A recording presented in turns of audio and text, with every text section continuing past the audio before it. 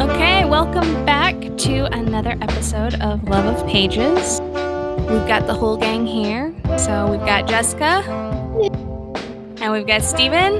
That's me.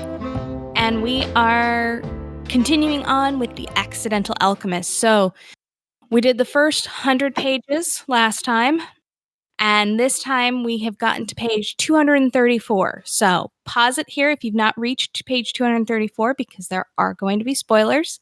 Mm-hmm. And finish reading and then pick back up with us. It's juicy stuff. It's very juicy stuff. Yeah. Oh, and that would be the end of chapter 27 for if you're listening to audio and no pages. So I appreciate that. Our cocktail this time around is called the Apricot Blossom. It is again a tea-based drink. Yes, it should be in a martini glass. Yes, I'm still too lazy to go buy martini glasses. Steven is having the virgin version of this mocktail. Yeah, I just have tea. So he gets tea. Again, we're doing it tea-based because in The Accidental Alchemist, everything centers around tea. Although maybe we should have done coffee for this episode. But we should have tried to make the cocoa. What was the whole thing? The thing that she made to keep herself awake had coconut sugar, I think. Yeah. Oh, yeah. That would have been a good one. We could attempt those. So the Apricot Blossom is 4 mint leaves. I failed to keep one of them for a garnish. I just put them all in. It's fun. I failed that in general because I forgot I didn't have mint. 1/4 ounce of simple syrup, 1.5 ounces of brewed orange spice tea. Any orange spice tea that you like. I did Celestial Seasonings. The recipe recommends Harney and Sons orange pico. So I'm drinking Harney and Sons. Are you drinking their orange something? No. However, this one does have orange peel and spices. So there you go. Chilled to room temperature. 1 ounce of rum. 1/2 ounce of apricot liqueur. Now, Jessica and I are using an apricot brandy because the local liquor store didn't have apricot liqueur. And then 1/2 ounce of lemon juice. Throw in a cocktail shaker, some ice, freeze it, strain it. All good. Mm-hmm. So this is the Apricot Blossom / orange peel tea. Cheers, everybody. So that is our cocktail for book club this evening as we go about. At some point I'll get around to doing food with it, but for now, just tea-based cocktails. So I'm going to throw it over to Jessica for our footnote for the evening. Yeah. So, Zoe's an alchemist, and alchemy is a lot like a super duper scientific version of herbology and witchcraft in a way. But one thing that I've always liked as like a fantasy writer is when you write fantasy, technically you don't do technology a lot. So when you have characters go through symptoms of stuff, you end up looking up natural remedies and stuff. And because basically everything that we do for drugs anyways nowadays comes from these natural healing remedies, because yes, I have like 5 million resources on healing remedies and all that stuff. I also, in college, took a class called psychopharmacology, which is basically how drugs work on your brain, and it also includes natural drugs because natural drugs are also still used. For example, St. John wort is used for depression. It's actually a really good antidepressant. One issue with it is that it interacts with a lot of other antidepressant stuff, so it can make you more depressed. But there's, and ginkgo tea is also great for other things as well. So but pretty much everything that you have comes from the origin of what would be deemed as witchcraft. What got, Zoe in the Salem witch trial of just knowing what herbs go with whatever. And now, of course, in Zoe's alchemy, there is like sort of a magical element of it, of how the plants seem to talk to her. But it's really not that odd. And it always drives me nuts that it's considered witchcraft because these things naturally or react into your brain. And we've known it for forever. I mean, it's how we got our drugs in the first place. It's how we found out that caffeine works as a stimulant. It drives me nuts. Sorry, I was like, it's not witchcraft. It's knowing how plants work. Knowledge is scary. Yes, I know. What's your favorite herbal remedy that most people may not know? Oh, I don't know one that most people may not know. What's your favorite? Honestly, it's just using stuff like if you're feeling really sick, drink turmeric tea. Turmeric tea is natural and antioxidants. That's a natural remedy too. It's going to help your immune system. It's stuff as simple as that. If you have actually probably my favorite is when I had a really bad nausea, I would always chew on mint leaves. That helps nausea pretty much right away. If I don't have fresh mint leaves, I also use mint gum as well. Works just as well. Ginger tea works really good for nausea too. It's just. I want to say a shout out to Whorehound tea. It's great for your throat and your stomach. Yeah. No, a natural remedy that a lot of singers use is you take in a shot glass, you put a little bit of apple cider vinegar, a little bit of lemon, and a little bit of honey right before you do any major solos, because that the honey coats your throat and makes it smooth. The lemon cuts anything that might be on your throat or vocal cords, and the vinegar helps wash it away. It's just that's how it is. It's also really good if you have a sore throat to take just a shot of that. And some people, a lot of cleanses involve apple cider as well to help cleanse out all those toxins. My grandpa, he was a fiend for apple cider vinegar for literally everything. Every single morning was a spoonful of apple cider vinegar. So, and that guy lived to be ancient. He's still going. It's ridiculous. Using past tense. No, he's also going a little bit upstairs. So. There you go. And you can make more natural, using eucalyptus and shea butter to use more stuff a natural Vicks rub. Lemon balm is also good for that too. And it's all, I don't know why it drives me crazy that it's how is this considered witchcraft? It's just using a plant to its optimal properties and using it to help yourself. It's not witchcraft or alchemy. It's just, alchemy is witchcraft and chemistry combined. If you the description of her alchemy lab is a chemistry lab. No, exactly. So, yeah. So, and people always ask, how do people realize that, that you could just inject yourself and you get high? And I was because it came from these natural things where you got just slightly high. So for psychopharmacology, I did a huge project on opium specifically, which came from a flower called poppy. Found out you could smoke it, get high from it. Found out you could switch it up chemically to get even higher from it. And then also realizing, we have a serious morphine addiction problem. What if we make this even purer and will help cure the addiction? Which ended up resulting in heroin. So that's how, clearly if we make it stronger, it'll help with the So yeah, just so you know, heroin was used and prescribed to help with morphine addiction. There you go. History. Thanks, heroin. Yep. Well, it's just we used to use really strong opiates to not help with the pain of labor, but to make you forget that you had labor. Oh yeah. Yeah, it's great. Herbology, psychopharmacology, alchemy, witchcraft, it's all the same. Chemistry, it's all the same thing. It's all the same thing. So that is generally herbal remedies. Do you have a favorite go-to book that it's a good encyclopedia? I do not have an encyclopedia book. Usually I worked for a long time at a used bookstore, which I just took books that I liked. That was how I got paid at the used bookstore, was I just got to have access to all the books. And this one's pretty cool because it has recipes in it and it also has sort of a little bit of history in it. So this is Hands-on Healing Remedies by Stephanie L. Torles. So, and it also has, I think, like lotions and stuff in it, salves and just everything, and aspirin salve. Interesting. Okay. But also, the internet is also an excellent source.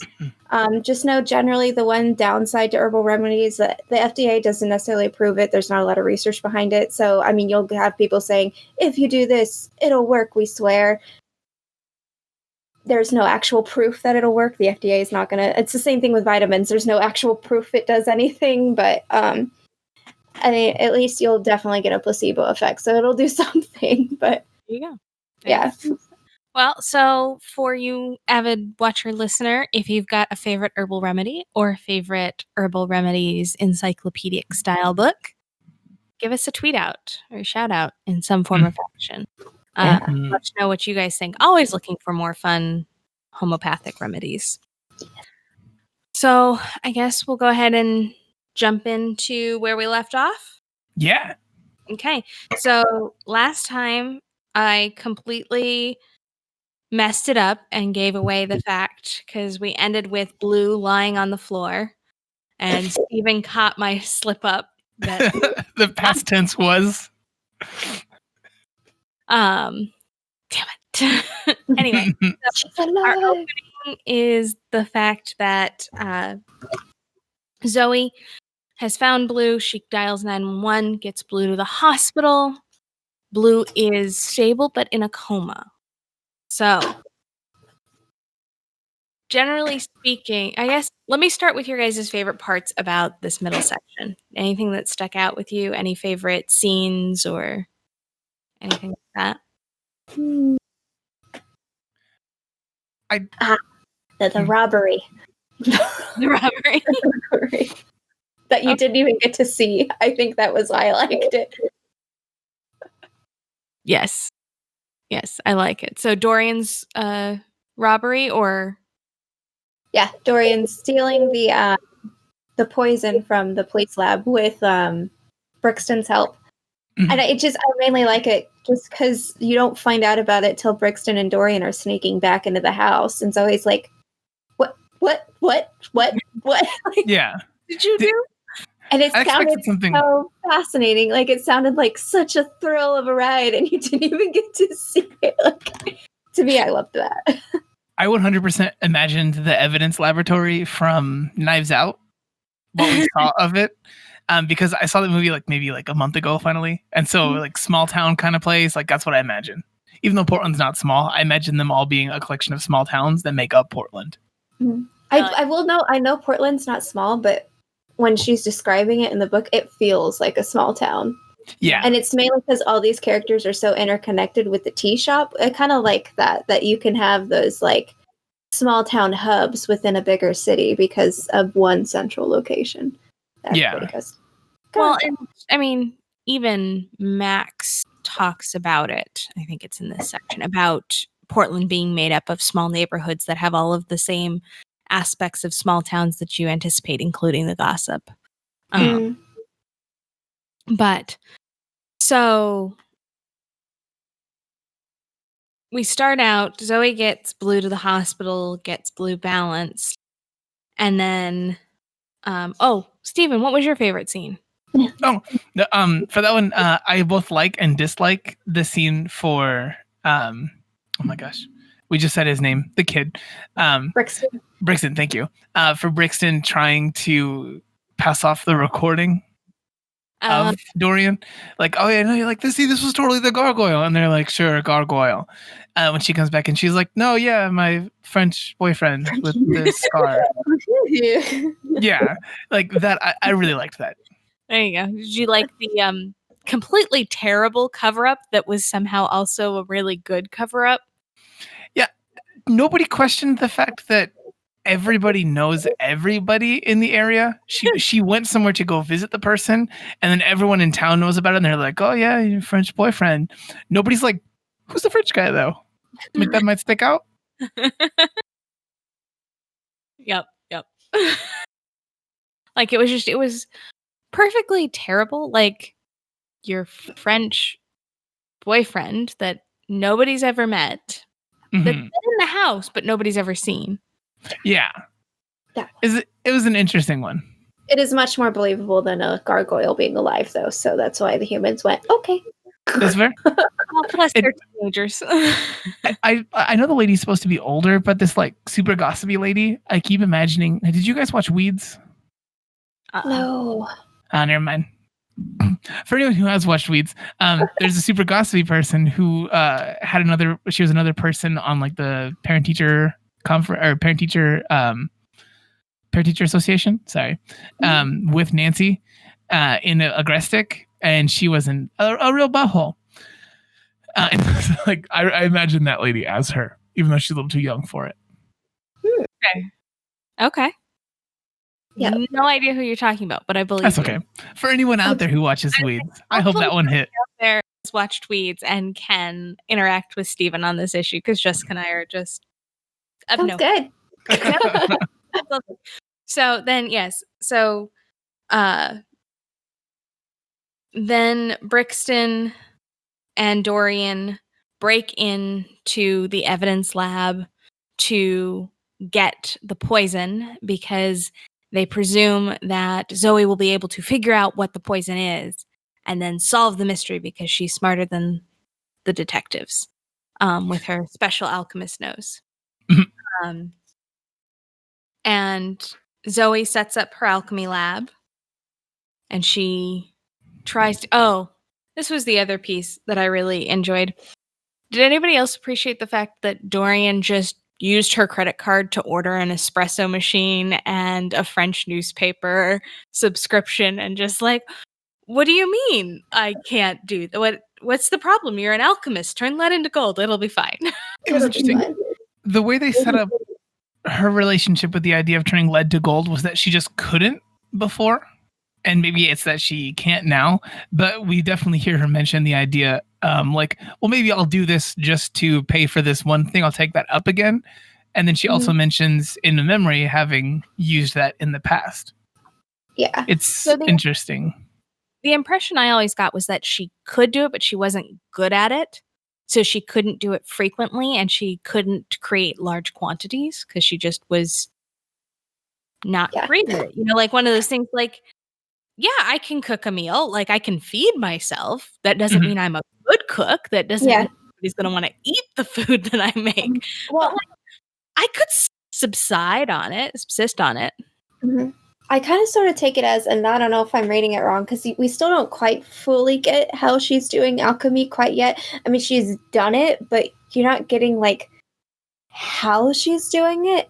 And I got a little bit more of how she's doing it from her talking about how she turned lead into gold. And it seemed to me alchemy takes science, but then the magic portion of it is how it pulls from emotions in some way. So I think you can't turn lead into gold because you need your wealth, but you can do it if other people are being generous towards you.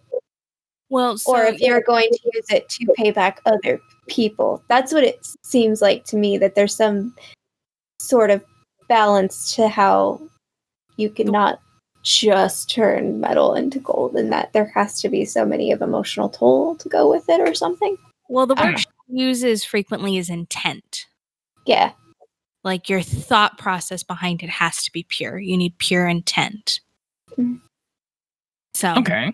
I don't know if she can have pure intent to pay off a credit card bill. I don't know, I just like his whole thing when she like got at him about it was just like, I was homesick. Yeah, like I don't know what, like I'm French. Like, of course I need an espresso machine and my French newspaper. Like, yeah. What on earth are you talking? You've already taken bacon from me. Yeah. Like, what are you? She has taken souffles from him, unfortunately. He'll figure it out, but for now, he can't make a souffle without egg. I do also want to point out that he's like supposed to have this French accent, and then the main character's name is also Zoe, which is just like primed for him to say it at all times. Zoe, like it's just this right there. Yeah. I also love how he uses alchemist almost as a derogatory term sometimes. In which situation? So like when he gets frustrated with Zoe, or Zoe's like, you can't do that. I can't do that. It's not possible. That's not the way this works. He's like, alchemists. Like, you're all the same. You're all useless. You're all useless.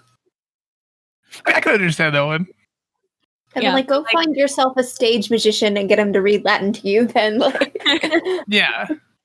But I appreciate that every once in a while, he can use the word to mean such high esteem and such low regard, all at the same time, just by the inflection. It's because he's French. It's a powerful accent. Yep. So,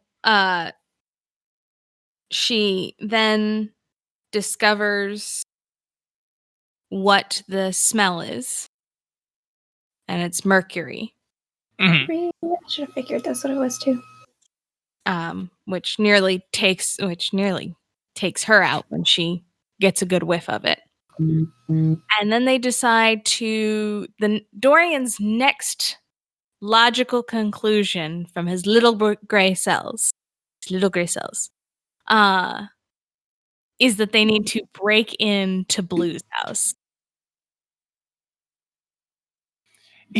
He likes to break into things. I think we've definitely learned this. I know that he's done plenty of things by night as just a matter of course, existing and looking the way that he does and everything. Yeah. But he jumps to that a lot. Yep. Although I personally appreciate that Zoe gives in, but refuses to let Brixton come with them against Dorian's protestations. And then when she gets ready to get Brixton to go to sleep so they can sneak out, Dorian's like, well, then just drug him so that he's asleep the whole time that we're gone. And she's like, no, that's my line. I may have some lines, but that's my line. I'm not drugging a child. In retrospect, though, would have been great. Yes, in retrospect, that would have been a really good idea. But no comment as a daycare teacher. Listen, they could have drugged him several ways. She was really hoping she'd give you were really hoping she'd give you an herbal remedy to drug the kids. Is that what you're looking for?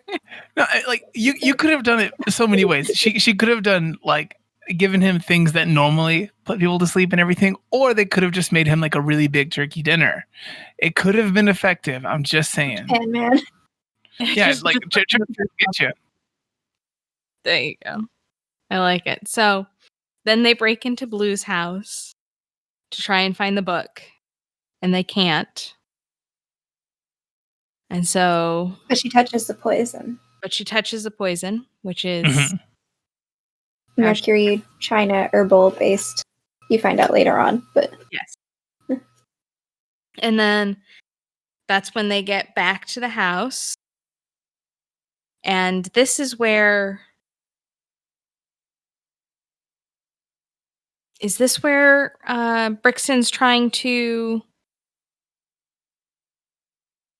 divulge Dorian's secrets? This is where it is, right? Yes.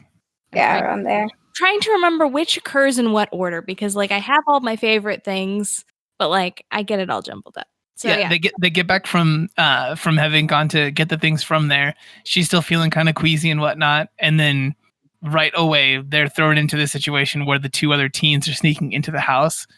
She thinks they're robbers or some other kind of assailant, and he's just like, no, check it out, this is the audio thing. And then we come up with the idea that this is Zoe's French boyfriend, disfigured, and Veronica gets very upset with Brixton for making fun of somebody who is has a disability. Yeah. Which I wholeheartedly appreciate, because it's definitely a bit of the difference between boys and girls at that age, I feel like. So Zoe redirects it with chocolate cake, which is a prime redirect. That is an excellent redirect. So I do like that later on the detective, he points out that those kids are a good influence on him. Mm-hmm. Yeah. I'm glad that they realized this. Yeah. So then what happens next? Somebody remind me. Oh, I don't know. So they have their whole thing where she tells him about the fact that she knows more about the poison, but she can't tell the cops because now that they have taken things, it's no longer admissible as evidence. That's right. Yeah, since they took the poison after, or well, she mentions to Dorian, that's what it is. She mentions to Dorian that she didn't quite get enough of the poison to be able to tell exactly what was in it. And that's why Dorian's like, well, clearly you told me you wanted me to take it. Like, yeah.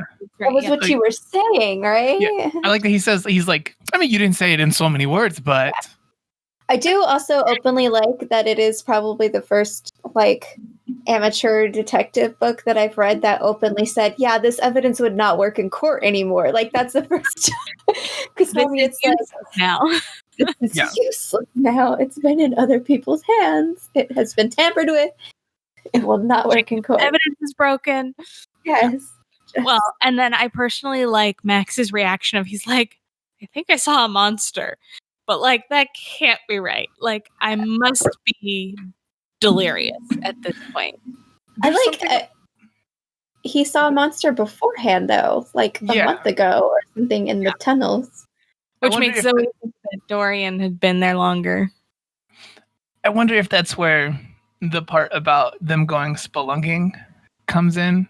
The teenagers, like they're again, like I said before recording, that there are parts with the writing style of the author that nothing that's mentioned is unimportant. Which everything that's mentioned in any greater detail, that's going to come up later. And so it's very odd that they went spelunking with helmets and whatnot if that doesn't come up later. Yeah. That Ethan kid, I need to know more about him too. Mm-hmm. I don't trust him in a way. I'm like, I don't know about this rich Ethan kid just buying old helmets to go spelunking. But and then that's where my head goes to like all other forms of alchemy that I know about. And I was like, oh my God, did somebody create a chimera? Like just... It's still definitely possible. I think we see a chimera in this series. I don't know if it's in this book, but there's no way they avoid it for the whole series. I know, you can't. Like, chimeras are so fascinating. And then I went to that Full Metal Alchemist of the little girl and the dog. No. Imagine it. God, that episode. I can't talk about chimeras without talking about that episode of Full Metal Alchemist. Don't watch it. Listen, don't ever watch it. I won't. Don't worry. Yeah, no, there's no way she's going to watch that series. Yeah, no, that's not happening. So,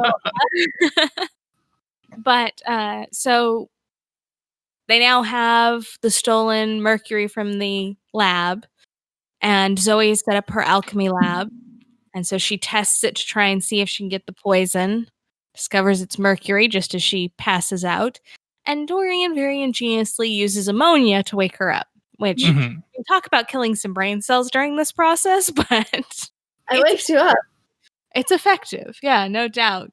Yeah.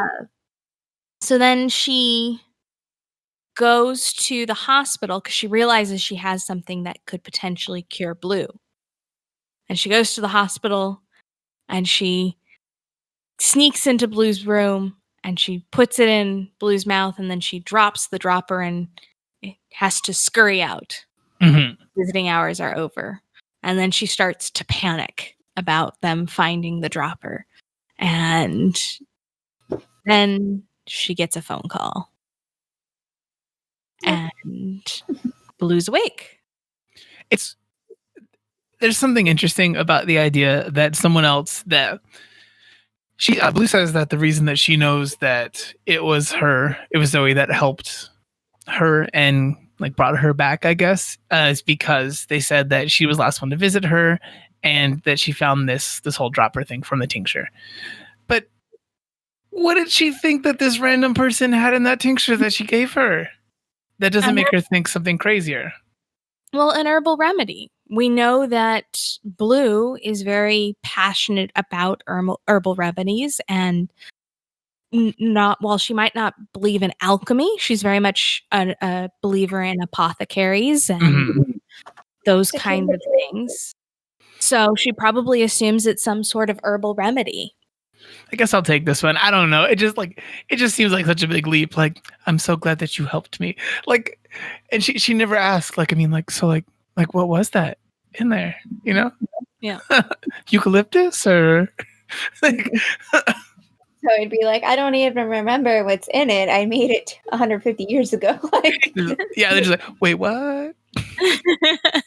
So then we get informed that Blue only wants to speak to Zoe. So the detectives are going to allow Zoe to interview Blue. And there's, of course, a recording device, but we learn about Blue's past.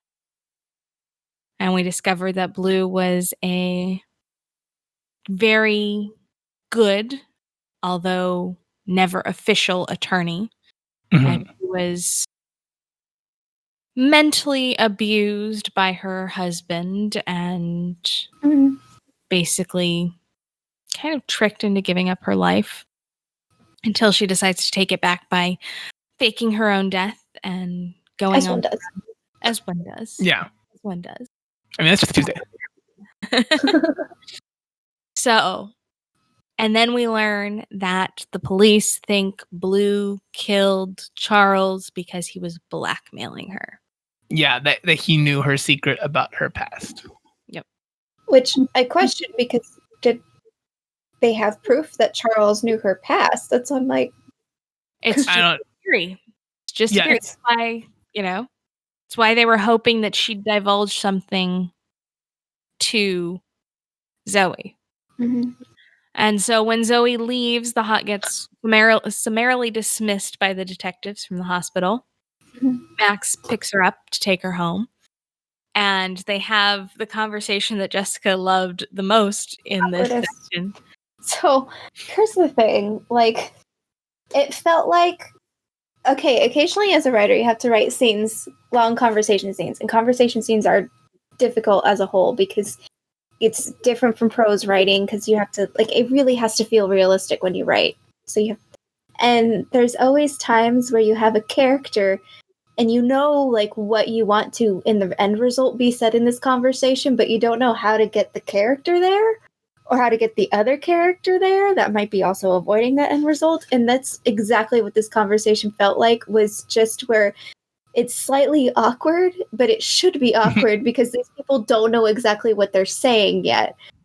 Like, Zoe knows she wants the end result to be, hey, I know what's in the poison, but she wants to do it without telling Max, hey, I'm an alchemist who's 300 years old, without slipping on any of that stuff. And Max wants to be like, hey, I'm trying to stay off this case because I'm a goody two-shoes, even though I'm freaking out over the fact that I just saw a couple monsters and I'm having hallucinations. So it's just a very, like, open, honest, of just, like, constantly changing the subject, constantly, like, trying to flip it back, constantly going, oh, he died, I'm so sorry. Just, like, constantly just sort of bouncing off of each other, sort of awkward and sort of not quite reaching the point. And then you feel their frustrations over not quite reaching the point in a way. Yeah. And then I feel like you have this whole, love interest added, like, I don't want to piss you off, but I'm not going to give you the answer you want. Mm-hmm. But I still want you to like me, so don't be mad that I'm giving you a bad answer. It felt like a really realistic, like, I could see, yes, this is how these two people would try to talk their way through the situation. And I could see, like, yes, this is probably exactly how I'd end up writing it, because me as a writer would be like, I have no idea how the crap I'm going to get Zoe to not spill her beans right now. Like, it's usually how it goes. Yeah, pretty much. So then Zoe gets back. She updates Dorian about everything that's gone down, what she learned about Blue, and he starts working his little gray cells.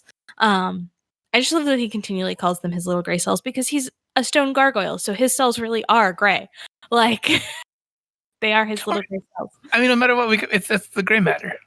It's the gray matter. But, like, I highly enjoy it. In any case, she then also divulges to Dorian more about her past. Mm-hmm. And the fact that she was born in Salem and she grew up and she was a teenager during the Salem witch trials. And a great time to just be female in general, much less a person doing anything that's outside the realm of, like, just existing. Yeah. So, even just existing as a female is dangerous. So yeah. So her younger brother Thomas helps her flee when she gets accused of witchcraft. And I did appreciate that Dorian asked if she was burned at the stake. Like, yeah, no. Like he's like, burn you? And she's like, no, it didn't come to wait, no. It didn't come to that. So they escape to London. And, 2 orphan kids with no real income. She starts selling herbal remedies, catches the eye of a unnamed alchemist who remains unnamed, who thinks it's her brother Thomas. When he finds out that it's her and not her brother that's the potential alchemist, they don't want to deal with her because, again, she's a woman in the 1600s. Yeah. So she but word gets spread around and she gets picked up by the only alchemist who will accept a female apprentice, Nicholas Flamel, and his wife Pernelle, who are both alchemists in France. And so Zoe and Thomas go to live with them, and Zoe starts to be trained in alchemy, in the true science of alchemy, by Nicholas. At some point later, I think she says it's about 10 years after she starts training, the Black Plague comes sweeping through France, and Thomas falls ill. And so she, despite being warned by Nicholas that the elixir of life cannot be transferred from one person to another, she desperately attempts to try and find the elixir of life to save Thomas, and she doesn't, so he dies. And then in a fit of 20-something upset and angst after losing the only person you care about, completely understandable, but she runs away from the Flamels before finishing her training. She just up and leaves. Finds out she's immortal. Yep. Starts wandering around Europe and realizes, oh crap, I did find the elixir of life. I'm now immortal. Okay, well, I guess I should go back and start training again. So she goes back to try and find the Flamels, and they're gone. She doesn't know if they died, if they're alive. The house that they had been in had just turned to ashes, but no other real indication. So that's when she starts her mourning process and wandering around. So if there's an actual Nicholas and I forget her name, Pernelle. If the Flamels are still out there, guys, I'm so sorry that your name keeps coming up. I know you just want to live out there, and every time someone uses you in some conversation, some piece of media about alchemy, you have to just I gotta go to ground again and go hide even harder. I'm so sorry. Fine. Go into the movies one day, and then Fantastic Beasts come on. Yeah. I don't even look like that. He was like, come on. So, and then we get from Zoe that although she's immortal, that doesn't really stop her from potentially dying. She could still be murdered, get sick, die of an accident, all of those good things. It's simply just that she doesn't age. So she's not going to die a death due to age. So from there, they start to plot and discuss, and Dorian determines that food is the next important thing. So he sends her to the grocery store, where she runs into Ivan, Olivia's friend, who we met very briefly in the coffee shop, but Zoe had never spoken to. And so she says hello to Ivan, and Ivan responds back in an accent that she recognizes as Prague in the Czech Republic. Now, go ahead. Oh, no, go ahead. This is an important bit. Which is exceptionally important, apparently, because Prague was a hub of alchemy for a long period of time in the Middle Ages. So this is Zoe's presumed connection to alchemy that might unravel the whole mystery. The part that is very much going to clearly come into play is that we know all of 2 things about this person. their name. Well, I guess 3 things. Their name, that they're friends with this other gossipy person, and 3, that he has some kind of health condition that he refuses to look for like a cure for. That's all that has been said about him. Well, no, it's that he's searching for a cure for it. That he's He's searching for the elixir of life. Oh, yeah, well, I'm right, clearly. But she said, chemistry professor. Olivia said that he refuses. Oh, the chemistry professor. He's searching for the elixir of life. Yeah, right. But no, like Olivia said that he refuses to find a cure for. No, he refuses to go to doctors for. Okay. That's her version of a cure. His version is the elixir of life. Because he knows he can do it. Because he already made a chimera. Olivia said that he was a professor. He has his doctorate in chemistry. Mm-hmm. That's one of the things that she said. So, this is important. This is very important. Very important. Okay. So, I know last time we said that we weren't too thrilled with any of the characters except potentially Dorian. Any characters now tripping your trigger? Any that you're liking more, less at this point? I still like Max. I like Zoe less. I think Zoe is written less well during this chunk of this book, personally. She is written pretty... But I feel like part of me is like, well, maybe it kind of makes sense because she's been so running for so long. Maybe she doesn't even know who she is anymore. I feel like that's what I'm supposed to be getting from it, but I kind of sort of wish I was getting more from her. And you kind of got it with her talk about the past and stuff, and you kind of get it with her trying to do alchemy again. I just feel like she probably is, for the lead character, one of the weakest written characters in a way.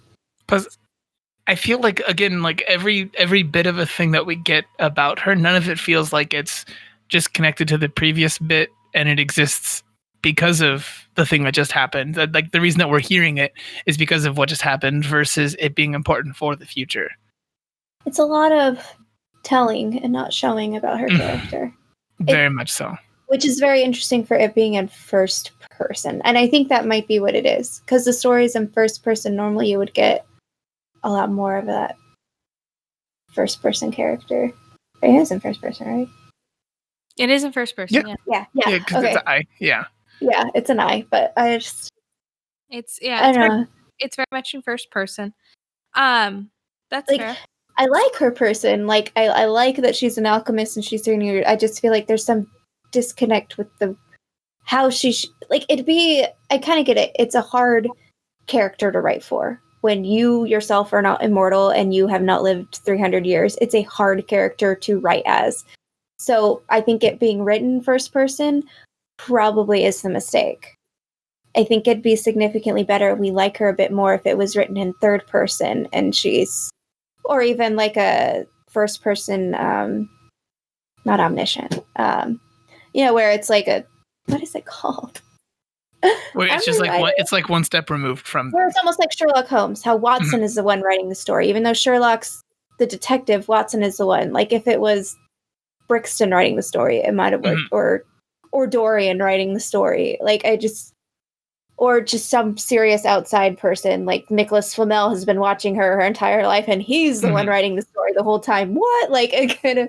That's what I feel like it is. Like it is, and I get it because I have tried writing in first person for a character that was over 100 years old, and it's difficult because I'm not that person, and it's really hard to get how their thoughts and inner thoughts would actually be. You really have to pull yourself back from your own life to be able to be like, how wise would I be, or how many stupid decisions would I make if I had immortality? Like it's a real difficult balance. I think that gets better as the series goes on.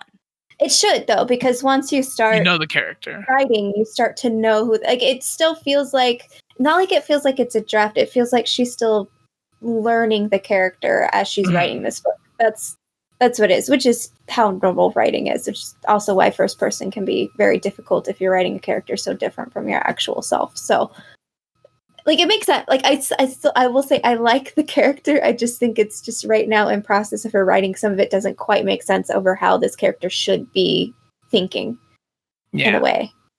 Yeah. But and there's just not enough backing for her to be thinking that dumb. Like, she keeps on making like dumb mistakes. She's just making dumb mistakes over and over for somebody that's 300 years old. Like, yeah.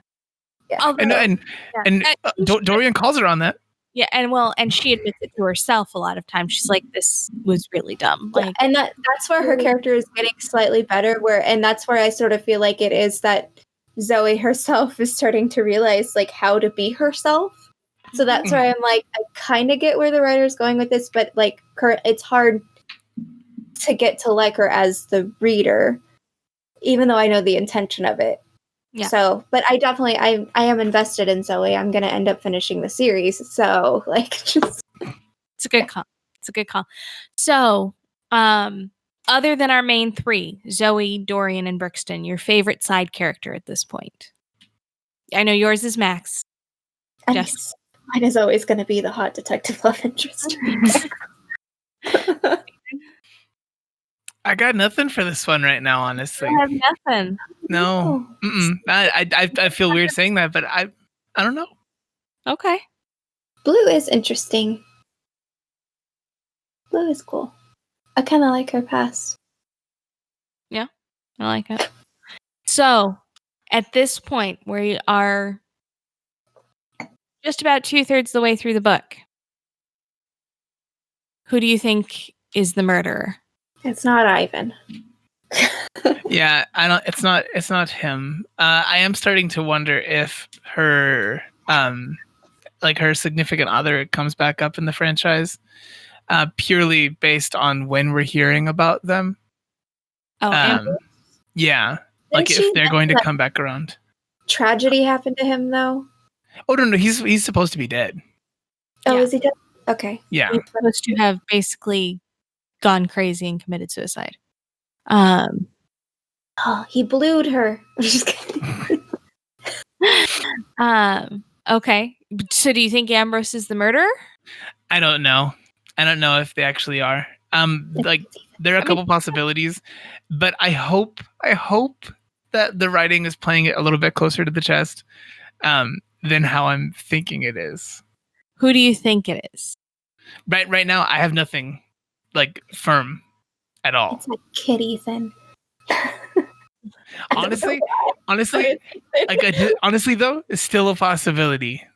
I don't know why. I feel like Ethan is like Who are weird, young, accidentally discovered the elixir of life way too soon child. Exactly. Just been a child for way too long. Like, Yeah. That's what I feel like it is. So Ethan makes Jessica's top 3 of potential murderers. Mm-hmm. Same. I'll take that one. Okay. Who are your other 2 top 3 possibilities? I still go for Ambrose. Ambrose. It'd be fun if Olivia somehow ends up being the murderer. Okay. Olivia. I don't know how, but it'd be really. She did mention her age more than once. This woman, though, literally got Zoe to buy flowers for her, though. Yeah. You know she knew that if there was no visitors, they wouldn't be able to bring in flowers. You know she's like, might as well keep these flowers. Thanks, Zoe. Like, yeah. I got another woman to buy me flowers. Okay, so we're looking at Ethan, Ambrose, and Olivia as potential suspects. So, dear listener, viewer, I do want to put I want to put another one out there. Okay. Max is like someone related to Max in some way, shape, or form. So, like a relative of Max, or even like his ex. Okay. Or like the one who I guess who was supposed to have died. Someone who is connected to the story through him. Okay. So maybe one of the other detectives or something like that. But no, someone closer to him than that. Okay. Yeah. All right. So, dear listener, viewer, tell us what you think. Give us your suspect list on this murder adventure. Any final thoughts on this section? I liked how Brixton avoided saying what her age was. And then even when he guessed her age, knowing that she's immortal, he still guessed what was a normal age, which was 27. I feel like if I knew she was immortal, I would have been like 1,000? I don't know. But maybe Brixton was smart to be like, hey, you act like a 27-year-old. That one is definitely true. You don't have one no more. Yeah, right? Yeah, it's like she's making a lot of the same dumb mistakes I would make as a late 20-something. So, are you guys enjoying the book so far? Is this a complete slog? I don't hate it. I don't love it. It's like a 6.5 out of 10. Okay. I liked it. I'd probably give it like a 7.5 out of 10 right now. Solid. Just because it's very unique. I don't read a lot of books that involve alchemy or mortal alchemists or gargoyles. And also detectiveness, and then also veganness, and then also trying to make a souffle with sweet potato. Like, why would you think that would work? No, you can do these things. And he talked about flaxseed as an egg replacer. That is 100% a solid one. It's a 2-to-1 ratio for flaxseed as a binder and things. I know. The frustrations of it down an oven is just solid. I do appreciate how much food is involved in this book and this series. Mm-hmm. Like, almost every other scene involves some food, which is, to me, very much how you live life. Like, everything revolves around what are we eating next. But it's not a bad way to live. It's not. It really isn't. It really isn't. So, with that, Jessica, where can people find you at? You can find me on Twitter as JM Bailey Writes. You can also find me on TikTok as JM Bailey Writes. And then we also have an Instagram called Love of Pages. So check us out on Instagram. Mm-hmm. Stephen, where can people find you? You can find me across all social media as Peppermint Gent, Peppermint Gentleman, or on my new art Twitter as Peppermint Gent minus all the vowels. There you go. So you can find me with Geek Elite Media at Geek Elite Media, our Facebook page /Geek Elite Media. We will be finishing out this book next week, so prepare to get to the end. We shall solve all the mysteries. Well, some of them. Well, not all. Like 3 other books, half of the mysteries, yeah. Maybe more like a quarter of the mysteries. Prepare to be disappointed. Oh, no. So you're saying Dorian isn't cured at the end of this book. Damn it. Prepare to be disappointed. All right. Please remember to rate, review, and subscribe on any of your podcatchers so we can introduce this to more people and hopefully encourage everybody to pick up books again, because it's a lost hobby, I feel like. But you can find archived episodes of this podcast and other podcasts at geekelitemedia.com. Remember to keep turning those pages, but until next time, always remember to geek out. Geek out.